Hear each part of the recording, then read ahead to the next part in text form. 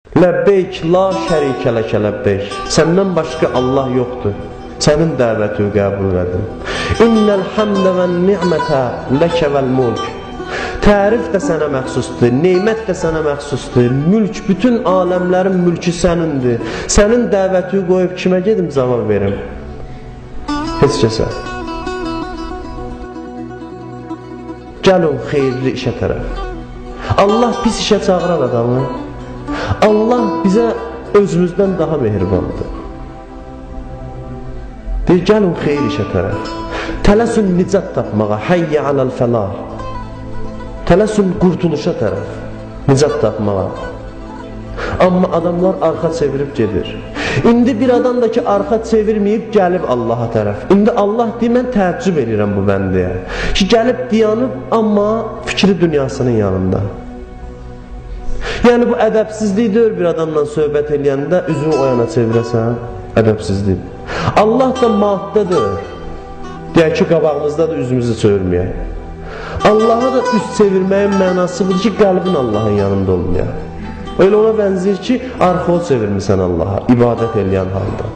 Ona görə Allah Quranda və hədisdə var. Buyurur ki, namaz qılıb bizə diqqət eləməyənlər qorxmurlar ki, onu ulaq şəklinə salar o, üzr istəyirəm. Dörd ayaqlı heyvan şəklinə salar o. Namaz müminin meyracıdır, Peyğəmbər buyurur. Namaz müminin ruhunun meyracı. Allah Peyğəmbərini necə meyraca apardı, namaz da müminin meyracıdır. O insanlar ki, namazın ləzzətini bilib, alimlər deyir, kəş dünyanın şahları o namazın ləzzətini bilsəydilər, əlində olan sərvətləri qoyub, hamısı namaza üst tutardı. Bizim böyüklərimiz belə olur. Şeyx Ənsari haqqında yazırlar ki, isti gündə dərsdən gəldi, dodağı qurumuşdu susuzluqdan. Evdəkilərə dedi ki, bir stəkan mənə sərin su gətirin. Suyu gətirənəcən dedi, fürsətli 2 rükət namaz qılın. Deyir, namazı başladı, o qədər qərq oldu namazın ləzzətinə ki, 1 saat namaz qıldı. Sonra deyir, namaza ayrılanda gördü ki, su da qızıb evin istisindən. Susuzluq da yaddan çıxır, aclıq da yaddan çıxır. Peyğəmbər deyir, az yiyir, doyur, mən namazdan doymuram. Bizim Peyğəmbər deyir.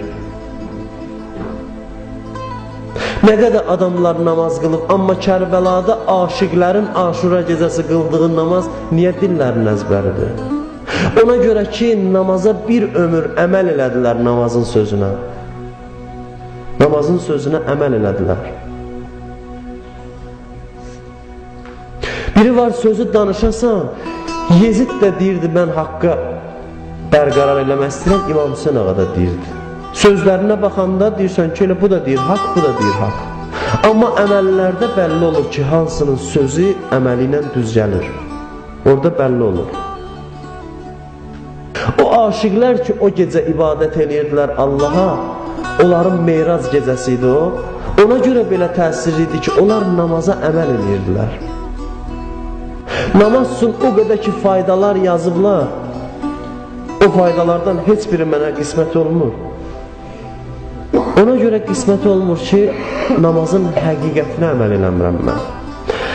O bir alim deyirdi ki, İyyəkə nə'budu və İyyəkə nəstəin. İlahi, sənə pərəstiş edirəm və səndən kömək istəyirəm. Bunu adam yalan desə, bax, sənə pərəstiş eləmirəm mən. Mən gündə 100 dəfə nəfsimə pərəstiş edirəm. Onda yalana görə namaz da bizim tənəzzülümüzə səbəb olar. Şeytanın ən əsas hədəfi bizim namazlarımızdır. Çünki qiyamətdən namazı bizdən qəbul eləsələr, xoş bizim halımıza.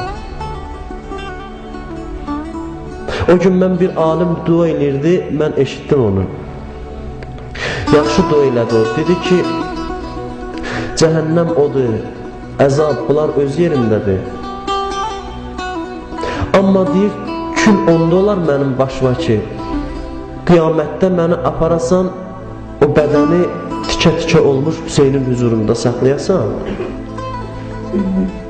Deyəsən ki, utanmadın, özü bunu şiyəsi adlandırdın, amma buna layiq olmadın. Onda deyir, nə külü tökərəm mən başıma. Cəhənnəmdən çox ağır bir şeydir bu. Sənə deyəcəklər sənin imamın bax namaza bu cür vurğun idi, ibadətə bu cür aşiq idi. Onunla səni müqayisə edəcəklər. Əli haqqın mizanıdır, hədislərdə var. Əli əleyhissalam. Onun ibadəti ilə bizi müqayisə edəcəklər. Namaz ona görə ləzzət eləmir bəzən, ona görə ki, namazdan sonraki əməllər namazla uyğundur. Hədisdə var, kim qeybət eləsə 40 gün Allah namazını, ibadətini qəbul eləməz, ta halallıq alana qədər. Adam ki, nə istəyir rəynindən keçir, hər adamın sözünü danışır, onun ibadəti də qəbul olmaz. Hədisdə var, kim bədəxlaq olsa, kobud rəftar olsa, cəmaatın ürəyini sındırsa, Allah namazını qəbul eləməz. Hədisdə var, bir dəfə insan qəzəblə valideyninə baxar. Valideyn ona zülm eləsə belə. Bir dəfə valideyninə qəzəblə baxa, Allah onun ibadətini qəbul eləməz. Namazını qəbul eləməz. Valideyn nahaq ola, haqq yox. Valideyn nahaqdır, mən haqqam. Valideynə qəzəbli baxan adamın ibadəti qəbul olmaz. Bunu Peyğəmbər buyurur. Kim cəmaat namazını tərk eləsə, Allah onun namazını qəbul eləməz. Xüsusən cəmaat namazı məsciddə qılınan vaxt tək namaz qılan adamların Allah namazını qəbul eləməz. Bunu Peyğəmbər buyurur. Başqa yerdə buyurur, kim ki cəmiyyətə biganədir, qazancından cəmiyyətə xərcləmir, fəqirlərə xərcləmir, əqidəsinə xərcləmir, haqqa xərcləmir, Allah onun ibadətini qəbul eləməz. Bu məsələlərə gərək fikir verəsən ki, namazda Allah dərgahında qəbul ola. Deyir, təəccüb edirəm o bəndəyə ki, bugünün yeməyini vermişəm ruzusunu, sabahın dərdini çəkir. Təəccüb edirəm o bəndəyə, danışır, gülür, kef eləyir, amma bilmir ki, mən ondan razıyam ya yox. Bilmir ki, mən ondan razıyam ya yox, bunu bilməyə necə sevinir? Birdən məndən Allah razıdır.